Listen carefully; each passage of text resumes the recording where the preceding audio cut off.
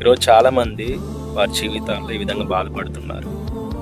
అందరూ ఉన్నప్పుడు నేను బాగానే ఉంటున్నాను, అందరిలో బాగానే ఉంటున్నాను, కానీ ఒంటరిగా ఉన్నప్పుడు నేను పాపంలో పడిపోతున్నాను. ఒంటరిగా ఉన్నప్పుడు నేను దేవునికి విరోధంగా నడుస్తున్నాను.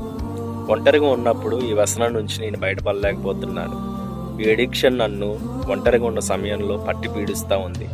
దీంట్లో నుంచి ఏ విధంగా బయటపడాలి అని ఆలోచిస్తూ చాలామంది కృంగిపోయిన పరిస్థితుల్లో ఉన్నారు. ఈరోజు నువ్వు కూడా అలాంటి పరిస్థితుల్లో ఉన్నట్లయితే దేవుని వాక్యం ఈ విధంగా సెలవిస్తూ ఉంది.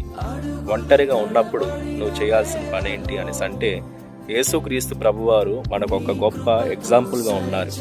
ఆయన ఒంటరిగా ఉన్నప్పుడు ఆయన ప్రైవేట్ లైఫ్లో ఆయన ఏ విధంగా ఉన్నారు అనేసి మనం ఆలోచన చేస్తే, ఆయన ఎక్కువగా ప్రార్థన చేయడానికి ఇష్టపడ్డాడు. ఎక్కువగా తండ్రి అయిన దేవునితోని సహవాసం చేయడానికి ఇష్టపడ్డాడు. మనలాంటి శరీరాన్ని ధరించుకున్నప్పటికీ యేసుక్రీస్తు ప్రభువారు ఏ పాపములో కూడా పడిపోకుండా తన శరీరాన్ని కాపాడుకోవడానికి కారణం ఏంటి అనేసి అంటే, ఆయన ఒంటరిగా ఉన్న సమయంలో ఎక్కువగా దేవునితోని సహవాసం చేసేవాడిగా, ఎక్కువగా ప్రార్థన చేసేవాడిగా ఉన్నాడు. ఈరోజు ఒంటరిగా ఉన్న సమయంలో మొబైల్ చూస్తున్నావా? ఒంటరిగా ఉన్న సమయంలో చాటింగ్లు చేస్తున్నావా?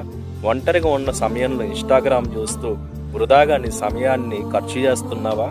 అయితే నువ్వు పాపాన్ని జయించలేవు, కానీ ఒంటరిగా ఉన్న సమయంలో ప్రార్థన చేయగలిగితే నువ్వు పాపాన్ని జయించగలుగుతావు.